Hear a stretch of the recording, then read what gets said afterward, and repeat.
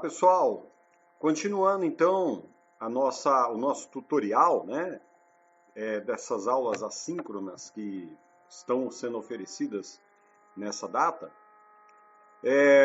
No início da aula a gente falou sobre a questão do dimensionamento e do projeto do sistema de autossuficiência energética.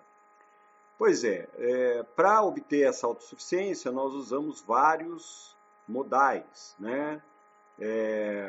Biomassa, eólica, hidrelétrica, etc. No caso do modal que envolve a eletricidade, a gente tem que se atentar a algumas questões, tá? Bom, uma instalação elétrica, ela deve atender basicamente tudo que a gente tem na ergonomia, que é o apoio à tarefa do usuário, a segurança e o conforto, né? O apoio à tarefa são os dispositivos que nós usamos para poder fazer um trabalho. Então, o liquidificador, ele ajuda no apoio à tarefa do usuário, né? Um espremedor de fruta. Quer dizer, tudo que gera o trabalho útil, ele faz esse papel. Agora, um dispositivo, uma instalação, um sistema, tem que proporcionar segurança. Ainda mais considerando situações em que há muita energia envolvida.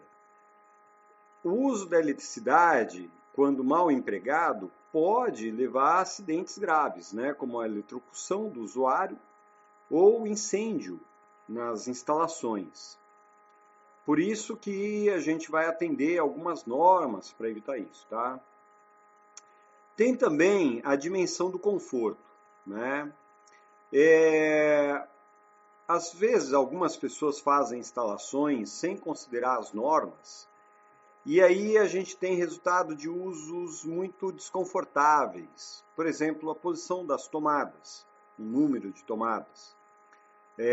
Quando as tomadas estão ou em posições inadequadas ou em número insuficiente, geram um desconforto para o usuário, né? A mesma coisa acontece com a posição das lâmpadas, a posição dos acionadores. Então, já aconteceu, né? É observável de haverem instalações elétricas em que o interruptor está num lugar ruim, né? Você não consegue acessar ele, quer dizer, você tem que é difícil, né? E isso está previsto, tudo isso, tá? Incluindo a potência da iluminação. Todos esses itens que eu estou colocando aqui estão previstos na norma ABNT, né? Bem, vejam, a gente aqui vai estar trabalhando essas coisas que eu vou estar, né, esses elementos que eu vou mostrar para o grupo, ele está previsto na norma ABNT.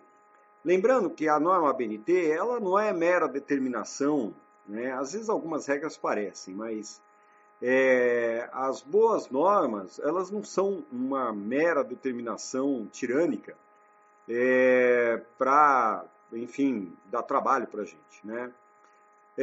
A boa norma, quando ela é desenvolvida, ela é baseada na observação empírica, né, num registro histórico das boas práticas e também em ensaios em laboratório, conhecimento baseado em literatura do assunto.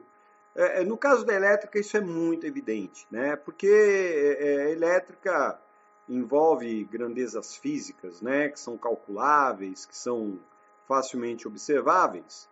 E usar a normativa da ABNT, que de alguma forma está baseada no padrão da ISO, né? Da International Standard Organization, ajuda a gente a fazer instalações que sejam minimamente seguras e ergonômicas, né?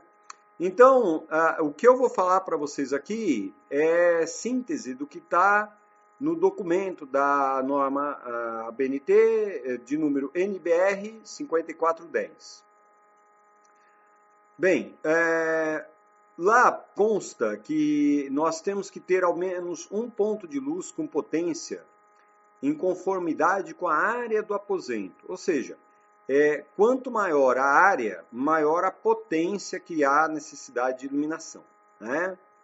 Essa iluminação, esse ponto de luz pode estar centralizado ou uniformemente distribuído. Existe uma ciência chamada luminotécnica, né? Em que você calcula o nível de energia luminosa necessário para determinadas tarefas. E isso altera, né? O nível de iluminação altera dependendo do ambiente, tá?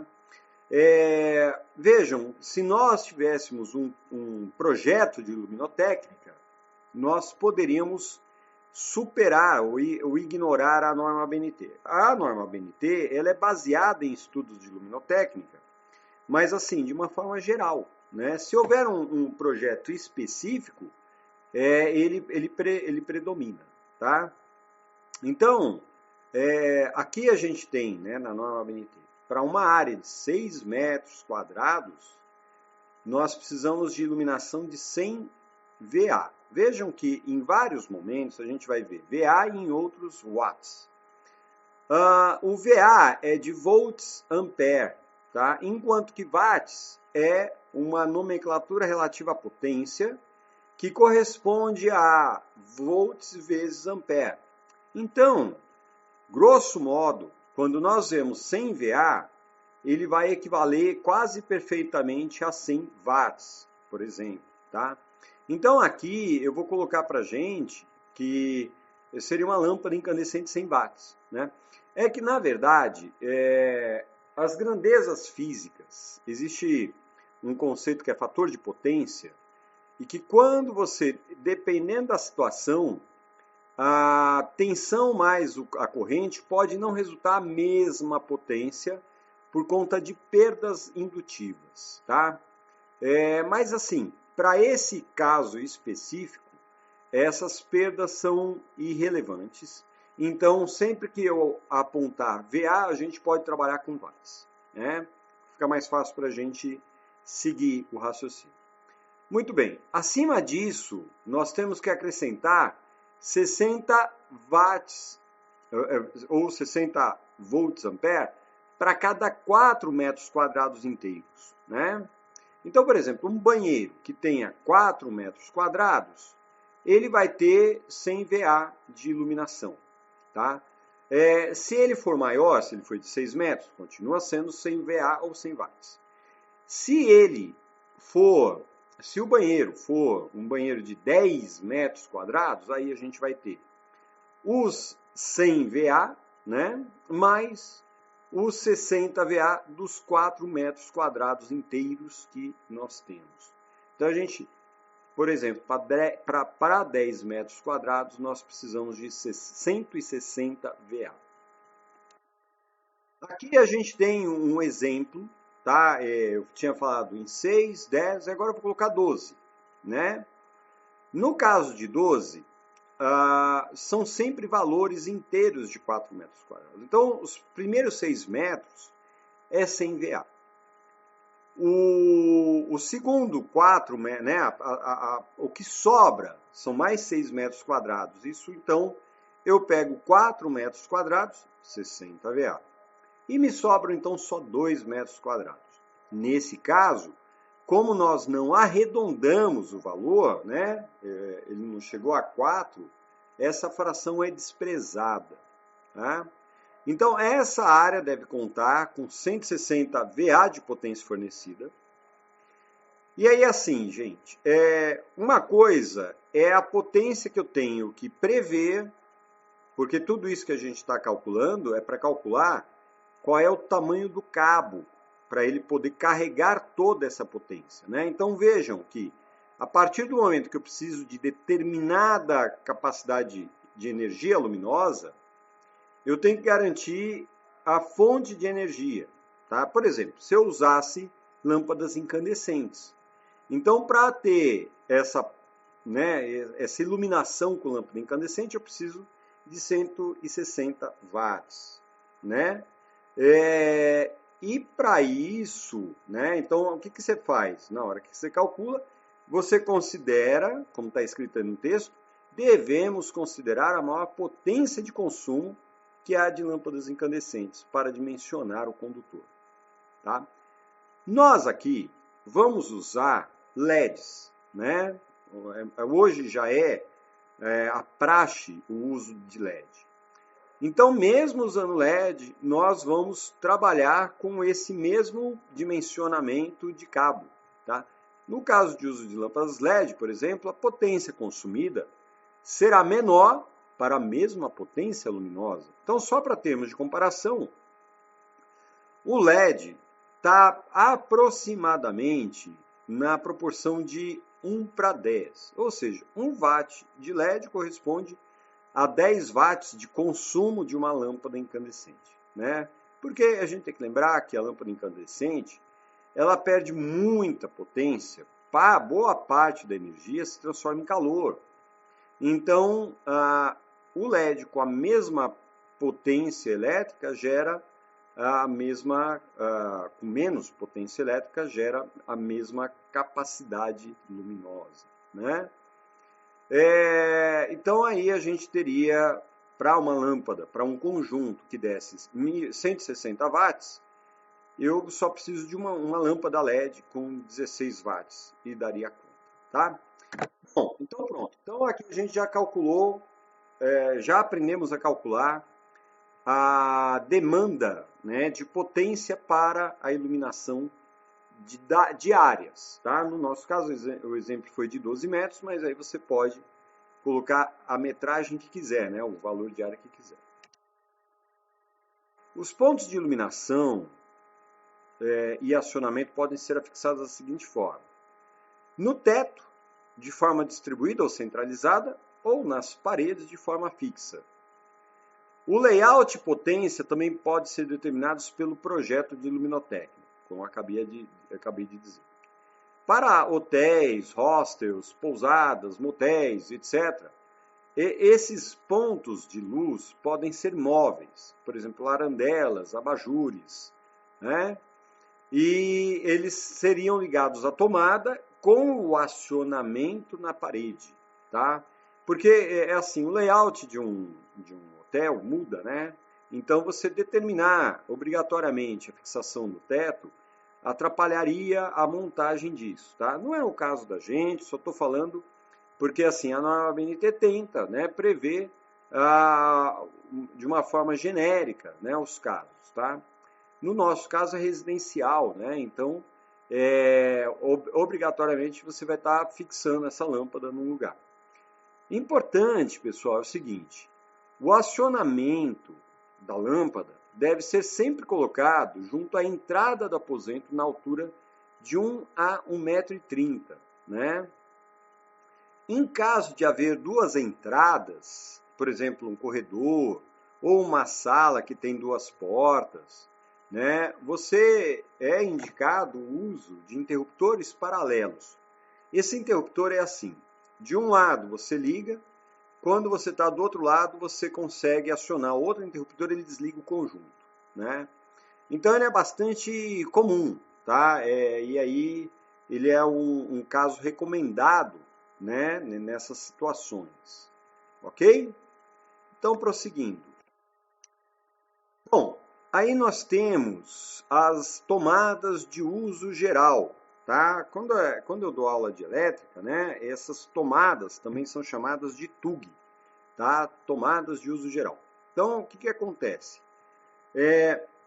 Todo aposento, independente do tamanho que ele tiver, ele tem que ter uma tomada. Tá?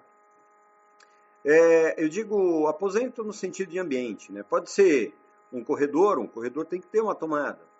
Pode ser uma varanda, tem que ter uma tomada. Né? Agora, em alguns lugares, tá? Por exemplo, quartos, sala de estar, você precisa ter um número mínimo de tomadas que é determinada pelo perímetro. Né?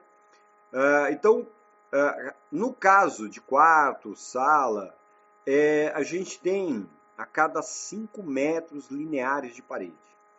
Tá? Já nos lugares que a gente chamaria de áreas molhadas, né, que são, vamos dizer assim, as oficinas da casa, e por serem uma espécie de oficina, elas exigem muito mais dispositivos que vão trabalhar com energia, né? Então, a cozinha, a lavanderia, a gente chama isso de área molhada. Nesses lugares, o fato da gente ter muito eletrodoméstico exige um número de tomadas mais abundante. E aí, a regra é uma tomada a cada 3,5 metros, né? No caso da cozinha, existe também outra regra em que se tem que colocar 2 tomadas sobre a bancada, no mínimo 2 tomadas sobre a bancada de trabalho, que é contígua à pia, né? Ou é a própria pia. Aqui um exemplo de como é que a gente calcula isso.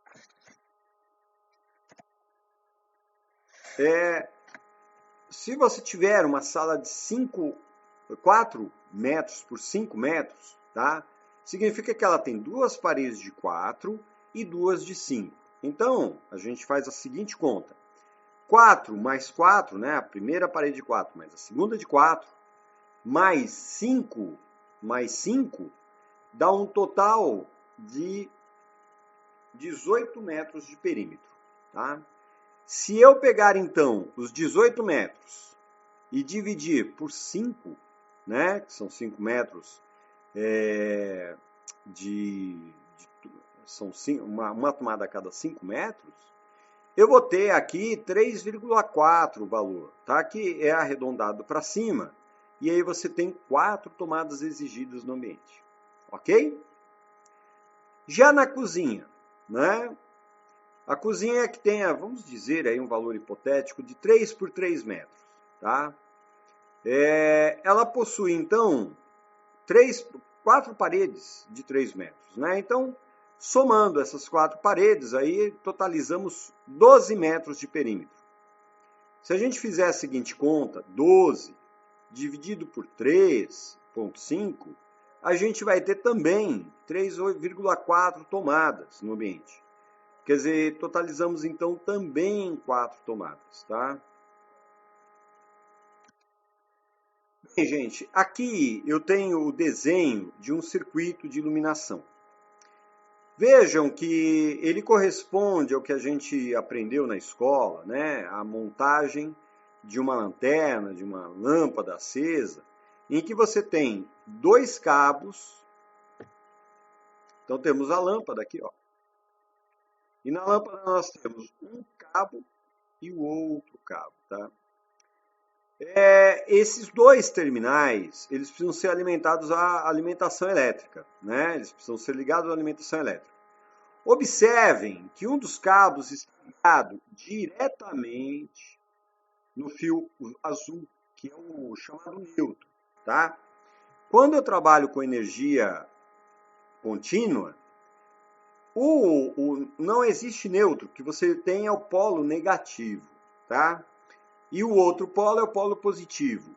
Quando eu trabalho com energia alternada, o que nós temos é um polo que é neutro, ou seja, ele não tem tensão, na verdade, toda a tensão retorna por ele, tá? E você tem um outro cabo chamado fase. É por esse cabo que vem a corrente elétrica, que varia, né?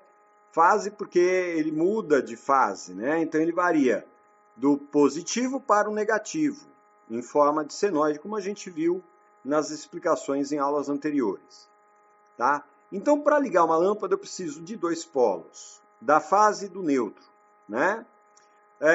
Então a gente observa que a lâmpada está ligada ao neutro direto, aqui no azul, e tem a ligação da fase, se dá por intermédio de um interruptor. Então a fase está aqui vermelho, né? A gente tem a ligação dela ao interruptor, e do interruptor ele dá acesso para outro polo da lâmpada. Tá? Então aqui a gente tem na verdade, 3 cabos. Um é o neutro, outro é a fase, e o preto a gente chama de retorno, porque é por ele que vai passar a corrente que vem da fase, que retorna a corrente que vem da fase, né? Então são esses três cabos geram um circuito básico, que estão ligados a um outro circuito, que é o circuito, no caso ele está ligado a outro circuito de lâmpada. Observa, gente, que eles vão aqui em paralelo, né? Então o neutro ele atende esse circuito e depois o neutro passa a atender esse outro circuito, tá? Eles são ligados em paralelo, da mesma forma que a fase. A fase atende esse primeiro circuito e esse segundo circuito. Tá? Então, nós temos os circuitos combinados num grande circuito. Esse grande circuito é o que leva a corrente elétrica para todas as lâmpadas, né? Então, observem que aqui a gente tem o desenho do disjuntor, por onde sai o cabo, sai a fase, e que leva para todas as lâmpadas do circuito que estão atendidos por esse ramal, né? Do outro lado, você tem aqui um barramento de neutro só, que vão para todos os demais circuitos. É interessante observar que, quando eu uso disjuntores, eu uso os disjuntores para acionar, para controlar e proteger um conjunto de circuitos, tá? Por exemplo, isso a gente vai ver mais adiante, mas eu adianto agora. Nós, ao fazermos a ligação de luzes, as luzes vão estar dentro de um circuito acionado e controlado por um único disjuntor, né? Que vira uma espécie de chave geral. Muito bem. Da rua, tá? Nós temos aqui 2 fases e um neutro. E aí, numa das fases está ligado a esses circuitos e na outra das fases está ligado a esses circuitos. Isso quando é corrente elétrica oriunda da rua. No nosso caso, o nosso sistema de inversor, nós vamos usar um sistema de uma fase só, monofásico, que vai nos gerar 110 volts, tá? Então, isso vai simplificar aqui o desenho do nosso projeto. Muito bem. Já os circuitos de tomadas, né? A gente tem algo similar aqui também, tá? Olha que interessante. Você tem aqui a fase que vem do disjuntor. Nesse caso, esse disjuntor, dele já saem o positivo e negativo no mesmo disjuntor, tá? Então, a gente tem aqui o polo neutro, né? E o polo fase, onde você tem a ligação do par, tá? Em paralelo. E aí eu posso colocar N tomadas, né? Aqui tem 2, eu poderia ter uma, ou eu posso colocar 10, 15 tomadas, e aí eu vou falar para vocês também a limite, existe limite para a colocação de tomada no mesmo circuito, tá? Bom, e esse barramento verde aqui, né? O que é isso? Esse é o fio terra. O cabo, né? O cabo de aterramento, ele é muito importante. Por quê? Se houver fuga de corrente do circuito, o circuito devidamente aterrado não deixa que essa fuga vá para a carcaça do circuito, por exemplo, tá? Do dispositivo. Por exemplo, uma geladeira, né? Uma geladeira devidamente aterrada, ela não vai te dar choque, tá? Se ela não estiver aterrada, há um risco de eletrocução do usuário, né? Bom, enfim. Então, prosseguindo. Como é que a gente agrupa um circuito, tá? Então, cada circuito atende um ponto de iluminação, um ponto de tomada. Então, a gente viu lá aqui, uma tomada é o circuito. Mas ou um ponto de iluminação, um circuito. Mas eu posso, como a gente viu lá no desenho, ligar vários deles juntos para aproveitar o fio, né, o cabo, tá? Então, aqui, por uma questão de conveniência, é adequado agrupar esses circuitos em um maior para aproveitar os condutores e os eletrodutos. mas há um limite, que é de 1.200 VA por circuito, tá? Então, eu não posso superar a corrente demandada, né, e a tensão acima de 1.200 VA, tá? Isso daria, por exemplo, o equivalente a 100 lâmpadas de 10 lâmpadas de 100 VA, ou 100 watts, né? Normalmente, é possível colocar todas as luzes no mesmo circuito, tá? Então, mesmo casas grandes, se, né, como praxe, é possível colocar todas as luzes no mesmo circuito, tá? As tomadas podem ser agrupadas da mesma forma, mas normalmente exigem vários circuitos. Por quê? Porque as tomadas também, elas são limitadas a 1.200 watts, mas eu posso ter tomadas destinadas para 100 VA ou 100 watts, tá? As tomadas de quarto e de sala são todas normalmente de 100 VA. Já as da cozinha, elas devem ser previstas para fornecer 600 VA cada, né? Então, na cozinha, as 3 primeiras tomadas do circuito devem fornecer 600 VA. Lembra que a gente tem que ter 2 sobre a bancada, né? Pois é. 2 podem ser para a bancada e a outra que sobra pode ser para a geladeira, por exemplo, tá? Então, as da cozinha precisam ter 600 VA cada, e aí a gente pode agrupar 2 delas num circuito e as outras 2 no outro circuito, né? Por exemplo, no nosso caso, no nosso cálculo, nós tínhamos lá 4 tomadas na cozinha. As 3 delas eram 600 VA. Então, 2 que são da bancada, eu junto, deu um circuito de 1.200 VA. E aí, a outra de 600 VA ficou sozinha, ela se juntou com a quarta, que é de 100 VA. E aí, as 2 dão 700 VA, e eles ficam no mesmo circuito, tá? Bem, vamos agora ver isso aqui num projetinho muito simples e que atende, né, essa determinação que eu coloquei aqui, de termos um projeto de habitação para uso individual ou conjugal, né, de você ter aí um casal que more numa pequena unidade dessa, tá? Por que eu estou colocando isso, gente? Porque assim, primeiro, né, que para a gente obter a autossuficiência energética, vamos ter que pensar pequeno, né? Então, pensar projetos de casas menores facilita definir demandas, né? A segunda questão é que a gente está aqui num contexto de exercício. Se eu colocasse uma casa um pouco maior, ia dar mais trabalho para exemplificar e depois para tentar reproduzir, né? Então, ao fazer assim, fica muito mais fácil da gente contemplar tudo, tá?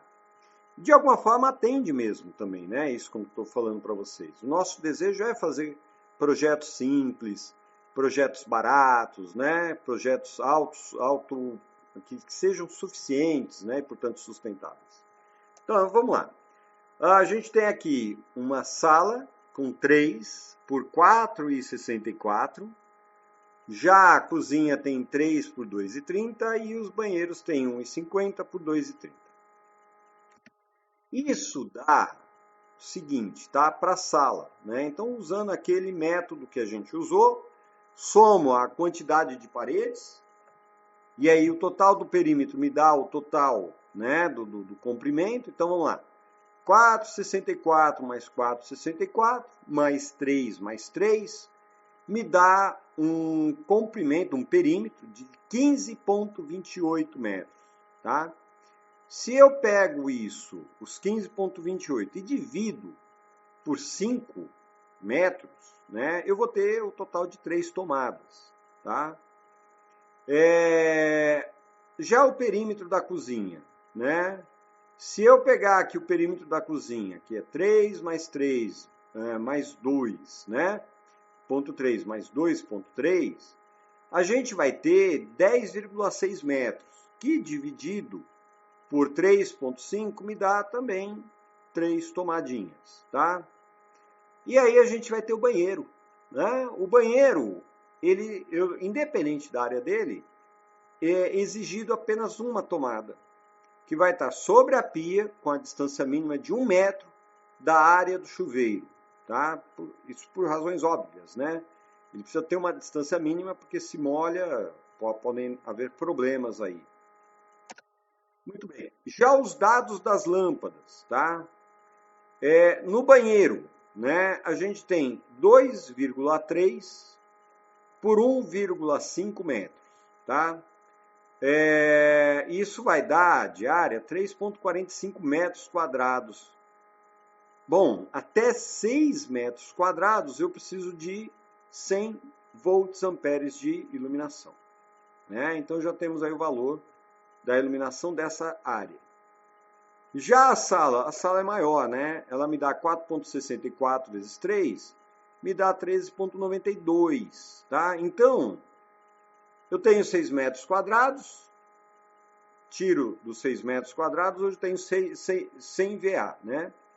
Aí eu vou, os próximos 4 metros quadrados, eu considero, dá mais 60 VA.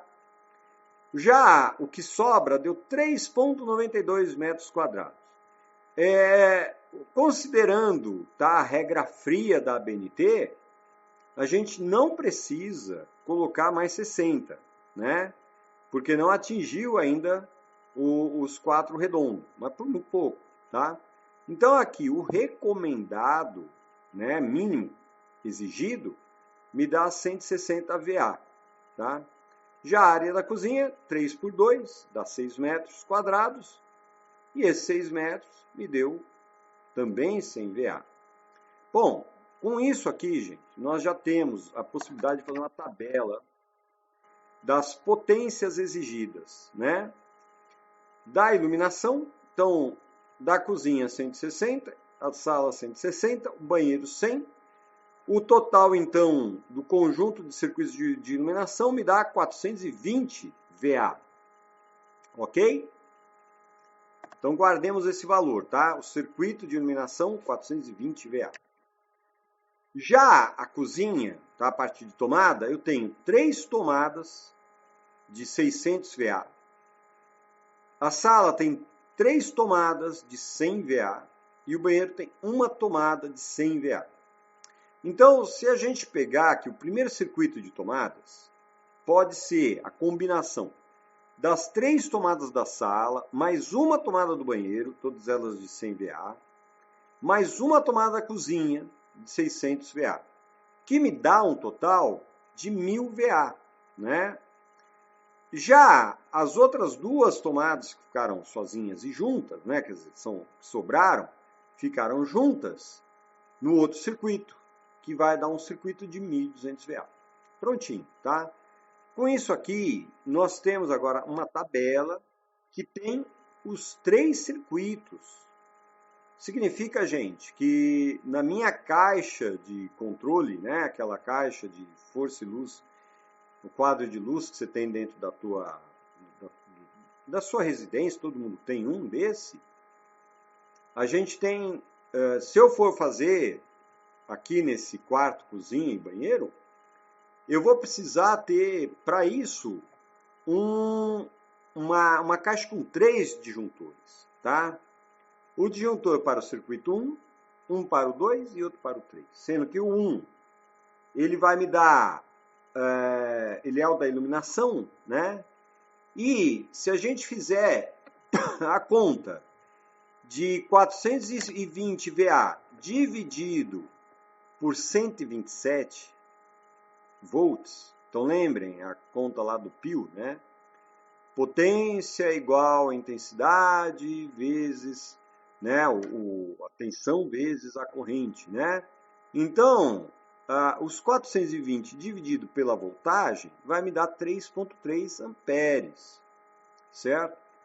Já o circuito 2, que vai ter tomadas na bancada, né, as tomadas da bancada da cozinha, ele está me dando aqui 1.200 VA, tá? Que dividido por 127 dá quase 10 amperes, né? 1.200 dividido por 120 e pouco vai dar aí 9,4, beleza? Então deu quase 10 amperes, muito bem. E aí o circuito 3, tá? Que são as demais tomadas, né? Dá 1.000 VA dividido por 127 deu 7,87 amperes, tá? Continuando, agora é hora de estabelecer, aqui temos uma tabela que eu coloquei aqui, onde a gente estabelece qual é o cabo condutor, qual é o diâmetro do condutor, tá? E aí vem uma confusão, né? Porque assim, como é que eu sei qual é o condutor que eu vou usar? Então tem uma série de variáveis que eu tenho que considerar para colocar o condutor, tá? A primeira, gente, é aonde vai instalado esse condutor. Então vejam que tradicionalmente nós colocamos os condutores em um eletroduto, que é uma mangueira, né? Que é presa dentro da parede, tá? Então, nas instalações embutidas, né, você tem um túnel por onde passa o cabo, né? Esse túnel a gente chama de eletroduto. Muito bem. Existem várias formas de instalar um eletroduto numa parede, tá? E a norma ABNT, ela prevê várias delas. Aqui nesse slide, a gente consegue ver aqui 5 formas, né? 5 formas. Na verdade, a ABNT tem muito mais do que isso, tá? Observem que ele começa no A e termina aqui no G, ó, né? Então, tem muitos tipos de forma de instalação, tá? Bom, considerando, né, o que a gente está acostumado a usar, então vamos ver, por exemplo, o método de instalação número 1. A descrição dele aqui, tá? Então a gente tem um desenho de como é que seria o corte, né, dele, se cortar a parede, como é que ele está instalado. E a gente tem a descrição: condutores isolados ou cabos unipolares em eletroduto de seção circular embutido em parede termicamente isolante, certo? Essa é a primeira situação. A segunda é a mesma coisa, só que no lugar de cabo unipolar, são cabos multipolares em eletroduto de seção circular embutido em parede termicamente isolante, né? Vejam que essas duas são... O que acontece? Por que é importante o tipo de instalação?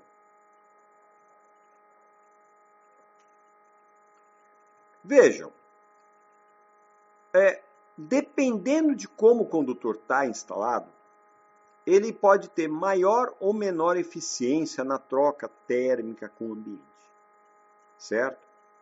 Significa que se ele tiver menor eficiência de troca, ele vai esquentar mais. Então, por exemplo, a categoria 1, tá? A 1 e a 2, são as que mais abafam o fio, o cabo, né? o condutor, certo?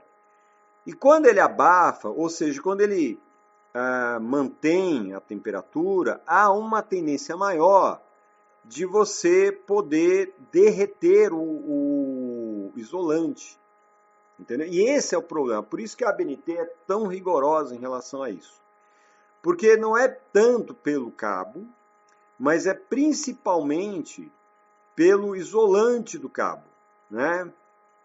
Nós tivemos casos de incêndio, volta e meia aparece no noticiário, incêndio por conta de instalação elétrica. Os mais clássicos aqui são, na década de 70, 2 acidentes em incêndios, né, em prédios muito altos, no centro de São Paulo, o Joelma e o Andraus. O Joelma, por exemplo, foi uma instalação de ar-condicionado mal realizada, que sobreaqueceu os cabos e fez com que iniciasse um incêndio, né, localizado, que generalizou no prédio inteiro, né? Então, a forma de instalação do cabo interfere sim também, tá? Por exemplo, quando você tem as paredes isoladas, né, em eletroduto embutido em parede termicamente isolante, quer dizer, é o lugar onde mais esquenta, tá? Já a segunda, né, instalação, a gente tem aqui o B2, né, cabos isolados, condutores isolados em cabos unipolares em eletroduto aparente de seção circular, esses eletrodutos industriais, né? Bom, no nosso caso, e aí, olha, só para a gente continuar, se fosse até o último aqui, que é o 18, a gente tem condutores nus ou isolados sobre isoladores, que é a categoria G. Essa categoria é a que possui a melhor dissipação térmica, né? Porque não está dentro de parede de nada. A que nós usamos como referência é a B1 e a B2, né? A B1 é condutor isolado ou cabo unipolar em eletroduto de seção circular embutido em alvenaria. Então, nossa parede, feita de cimento, de tijolos, e que o eletroduto está lá dentro, tá? Com algum tipo de isolamento térmico, né? Só que menos eficiente do que o isolante que a gente tem na outra situação, tá? Bom, então vamos lembrar que a categoria é B1, tá? Muito bem. E aí tem outra coisa que a gente tem que considerar, que é o seguinte: os cabos elétricos, quando são fabricados, eles podem ter basicamente dois tipos de revestimento, de isolante, tá? Os de PVC, que esses são eles pegam fogo, né? E os de borracha etilopropileno ou o polietileno reticulado. Esses dois, o EPR e o XLPE, tá? Esses dois são capazes de extinguir a chama. Então, mesmo que ele aqueça, mesmo que haja uma fonte de combustão, eles não pegam fogo. Se alguém botar fogo nele, ele apaga. Tá? Então, é o que eles chamam de cabo anti-chama, né? E assim, na ABNT, você pode considerar, tem uma tabela, que é essa tabela aqui, que a gente está vendo, tá? Aqui eu só peguei um trecho, que é o que nos interessa, mas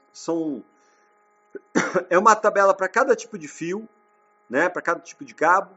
Tem uma tabela para os cabos que são incendiáveis e os anti-chamas, né? Aqui eu trouxe a tabela do anti-chama, tá? E aí você vê, né, que aqui está lá, isolação EPR ou XLPE, condutor do tipo cobre e alumínio, e a gente tem aí método de referência indicados na tabela 33, que é aquela tabela que a gente viu, tá? Então não é A1, não é A2, era o B1, né?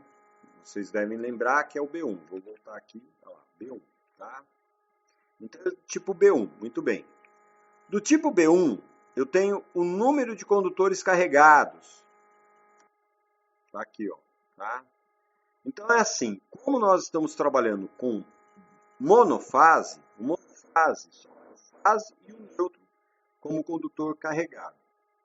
Aí o aluno fala, professor, mas e o cabo terra? Não, o cabo terra, ele não entra como condutor carregado, pelo menos ele não participa da potência do circuito, tá? Ele só serve para a fuga. Então, ele não tem muita possibilidade de aquecimento, a gente desconsidera ele.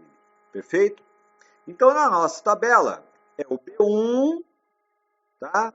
Com o número de condutores carregados são 2. E aí aqui a gente tem o tamanho, a seção, tá? Qual é a seção, quer dizer, qual é a grossura do cabo, qual é a espessura do cabo. E aqui está em milímetros quadrados, né? Então, começa com meio milímetro quadrado, tá? Com meio milímetro quadrado, com todas as características, ele vai suportar, de uma forma segura, uma corrente de até 12 amperes. Perfeito?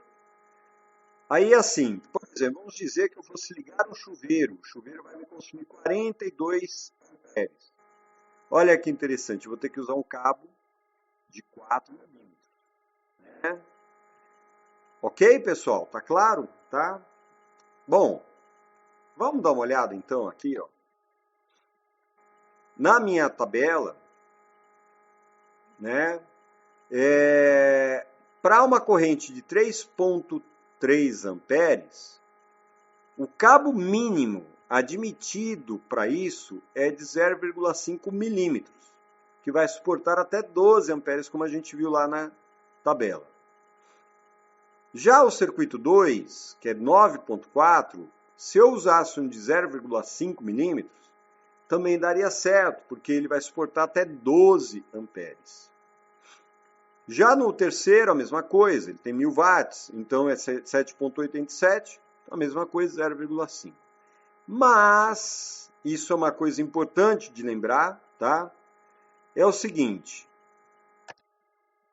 é praxe e é recomendado também pela ABNT que, independente da potência consumida, no caso de iluminação, o cabo utilizado seja de 1,5 milímetros, né, quadrados de seção nominal, certo? Enquanto que tomada, a gente precisa usar um cabo de 2,5 milímetros, que ele vai aguentar. Então veja que interessante que um cabo de 1,5, do tipo anti-chama, numa instalação B1, vai suportar até 23 amperes. Já no caso do cabo de 2,5 milímetros, com a mesma, né, na mesma condição de instalação e tudo mais, ele vai suportar 31 amperes. Tá bom, gente? Deu para entender? Então, aqui, né, completando a tabela, a gente coloca aqui, então, a potência, a corrente, o cabo mínimo e o cabo recomendável. E o cabo recomendável vai precisar, então, né, de, no caso de iluminação, 1,5, no caso de tomada, 2,5. Tá? É isso, né? Então, com isso, a gente já tem até uma tabela de material para comprar. Por quê? Olha que interessante. A gente vai precisar, no caso de iluminação, são 3 pontos de luz. Então, são 3 interruptores. A gente precisa de cabo de 1,5, né, milímetros. A gente precisa de eletroduto. A gente vai precisar das pecinhas que seguram o interruptor, as caixas de passagem. Vamos precisar de 3 tomadas para a cozinha, mais 3 tomadas para a sala e 1 para o banheiro. Isso totaliza, então, 3, 7, né? 6, 7 tomadas. Tá? Então, vejam que a gente já conseguiu até, e vamos precisar de 3 disjuntores e uma caixa, um quadro de luz e força para os disjuntores, tá? E os barramentos. Então, com isso, a gente consegue fazer uma lista de material de elétrica para a gente construir aí a nossa instalação. Beleza? Bom, aí vem a parte final aqui do nosso sistema, né, do nosso desenho de sistema elétrico, que é o cálculo de sistema de proteção, tá? Vejam que eu tenho aqui o sistema de segurança, ele está no meio dessa fórmula. Isso aqui é uma fórmula, tá? Que a corrente consumida tem que ser inferior ao valor do sistema de segurança, certo? Que é inferior da corrente máxima, tá? Isso quer dizer que, por exemplo, se eu tenho um circuito que drena 5 amperes, né, e o meu condutor suporta até 25 amperes, o meu sistema de segurança tem que ser superior à corrente consumida, mas inferior à corrente máxima do condutor. Então, ele estaria entre 5 e 25, tá? Aqui temos o exemplo do nosso circuito. Tá? O circuito 3 drena 7,87 E o cabo suporta até 25 amperes, né? 28 na verdade, tá? Significa então que se eu usar um disjuntor que tenha acima de 7,87, menor que 25, dá certo. No mercado, a gente encontra os disjuntores com 10, 15, 20, 25, 35, 40, 45, 50, 60 e 100 amperes, tá? Então, até 60 amperes vai de 5 em 5, tá bom? Vejam que é lógico que às vezes você encontra disjuntores importados com valores quebrados, mas normalmente é de 5 em 5 é mais fácil de encontrar. Por exemplo, eu já encontrei na Leroy Merlin disjuntores com 16 amperes, né? Para essa aplicação, tá, poderemos usar um disjuntor de 10, 15, beleza? Eu acho, né, eu sempre recomendo que o valor colocado seja próximo do valor limite de potência, tá? Porque daí ele fica mais sensível, né? Se você colocar algo, se você exigir mais potência, é mais rápido dele desligar para dar segurança. Bom, aí a gente pode, para o circuito 3 e 2, né, que tem um consumo maior, a gente pode optar por 15 amperes. Tá? E o circuito 1 a gente pode usar um de 10. Né? Então é isso. Tá bom, pessoal? Ficou claro? Bom, aqui então a gente tem a tabela do circuito, tá? Com o nome do circuito, a potência dele, a corrente, né, consumida, prevista, o cabo mínimo, o cabo recomendável e o dispositivo de segurança. Isso aqui já, como eu disse para vocês, já serve de referência para a lista de materiais. Tá? Bem, e depois disso, na hora de fazer o desenho da distribuição espacial, tanto das tomadas quanto das luzes. Então nós temos aqui uma planta, né, um desenho de vista superior do imóvel, é um outro imóvel, tá? Uma configuração semelhante, né? Ele tem uma sala de estar, que pode ser uma sala de estar quarto, tem uma cozinha, aqui agora a gente tem uma lavanderia, para ficar um pouquinho mais complicado. E aí, pessoal, observem que a gente tem esses triângulos, tá? Esses triângulos simbolizam as tomadas. Vamos voltar aqui. É fácil lembrar, tá? Como é que a tomada é representada. As tomadas que vão no chão, elas são claras. As tomadas que estão no alto, por exemplo, que está para ligar chuveiro, ela é totalmente escura. E as tomadas que estão na metade da parede estão meio clara, meio escura. Eu uso como referência para ficar mnemônico, né? E quando eu olho a planta, eu já sei qual é a altura, que é assim, imagine uma luz iluminando o ambiente, tá? Então, como a lâmpada está no alto, um spot, né? Ele vai iluminar lá embaixo, mas a parte de cima às vezes fica escura, tá? Então, se você imaginar isso, fica fácil de você lembrar. E no meio é porque, bom, é a metade, né? Não está nem totalmente claro, nem totalmente escuro. Agora, para a parte de iluminação, o círculo grande, ele representa o ponto de luz no teto. E os dois círculos menores representam os interruptores, tá? Então, quando ele é branquinho, é um interruptor normal, né, comum. E quando ele é preto, é um interruptor paralelo, tá? E aí a gente tem aqui o desenho, que dá para ver. Então, nós temos as tomadas com a sua potência do lado, e aonde não tem potência apontada que são as de 100 VA. Então, observem que as tomadas, né, os triângulos branquinhos que representam as tomadas, na sala, por exemplo, não tem o valor da potência, mas são 100 VA conforme está na nota.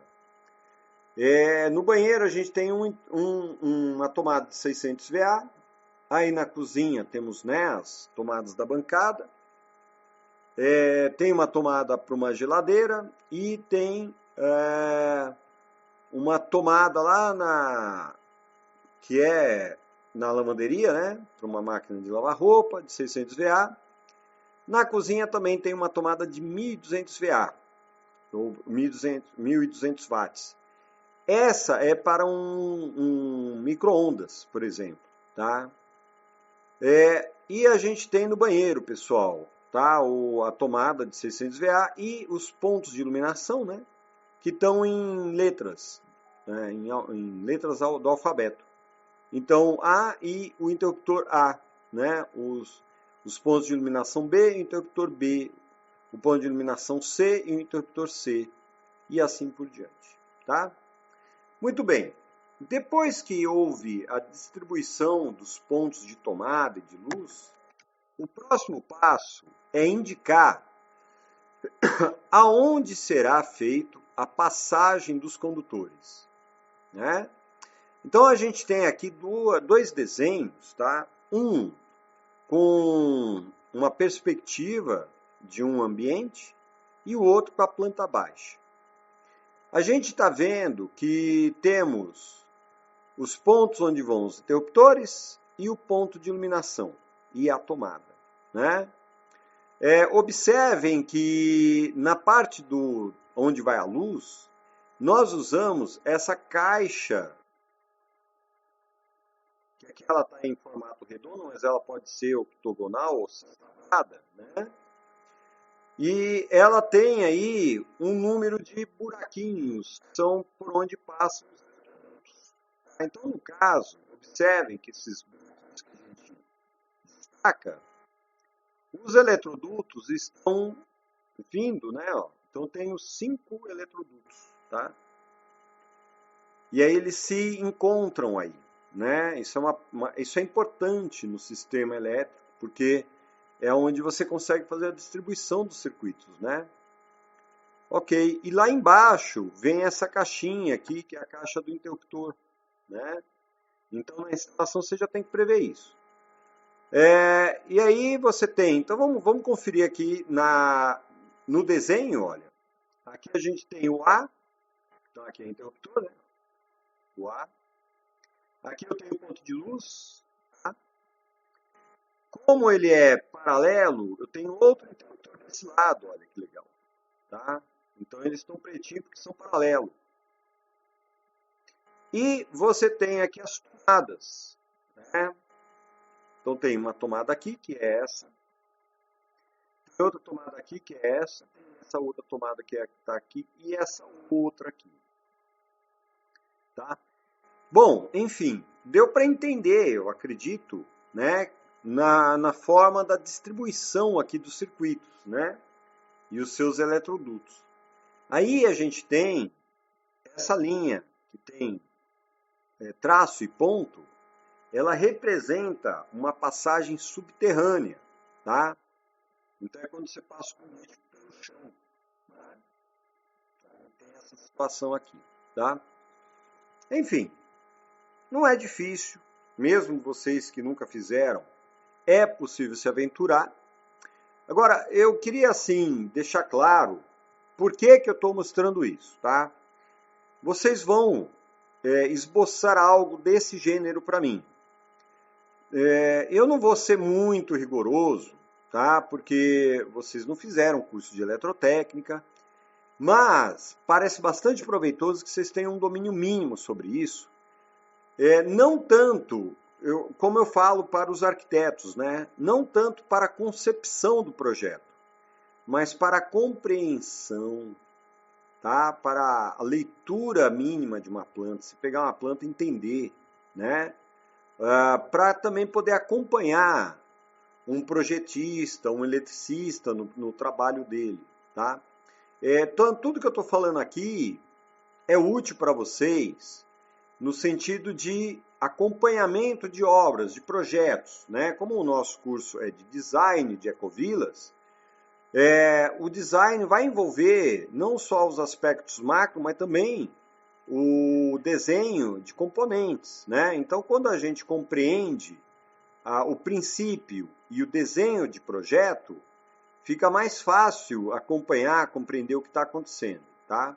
Então, sim, vocês vão fazer algo para mim desse gênero, simplificado, logicamente, eu não vou ser muito rigoroso na avaliação, né? Todavia, eu vou tentar prestar o melhor auxílio para a consecução, tá? Então, a gente vai se esforçar, ver até que ponto vocês conseguem chegar e, de novo, né? A função é que vocês compreendam e entendam os princípios, tá? Por isso, gente, agora eu vou mostrar um desdobramento final do projeto de elétrica, tá? A gente tem o desenho do eletroduto, né? E, finalmente, a indicação dos condutores. Eu sei que olhar isso dá um pouco de desespero, tá? É óbvio que eu não vou exigir isso de vocês, mas fica como desafio. Quem quiser, o que eu vou querer é isso aqui, chegar nesse nível, tá? Isso é possível vocês fazerem um esboço, né? Terem uma ideia, tá? E óbvio que aqueles que quiserem se arriscar, a gente faz juntos essa finalização aqui, tá? Vamos lá. A gente tem a linha, demonstra eletroduto embutido no teto ou na parede, né? Quando ele é tracejado, ele é eletroduto embutido no piso. Tracejado ou traço ponto. E aí você tem fase, tá? Fase, ele tem um risco, é quando você coloca um risco, né? Tem o neutro. O neutro, pessoal, observem, que é como se tivesse anulado a fase, tá? Então é um risco com um risquinho lateral, né? E você tem o retorno. O retorno é legal também porque ele é um meio traço, né? Então dá para a gente entender que ele não foi inteiro, ele foi só um pedaço, né? O retorno, tá? E tem o fio terra, né? O terra tem é o desenho de um T, né? Muito bem. E aí você tem esse QDL, que é o quadro de distribuição de luz embutido, tá? Então, eu vou mostrar aqui para vocês o percurso, olha, que interessante. A gente tem aqui o quadro. Do quadro, ele saiu o circuito 1, tá? Então tá aqui o circuito 1. E saiu também o circuito 2, ele saiu por aqui por fora, ó, tá? Ele, na verdade, desculpa, ele foi por baixo, pelo chão, e saiu por aqui, daqui ele foi pela parede. Ele poderia ter ido pela parede também. E aí você tem os circuitos 4, 5, 6, todos vieram por aqui, ó, tá? Né? Eles, na verdade, deviam estar... Ah, não está aqui, ó, tá, ele está indicando. 6, 1, 4 e 5, tá?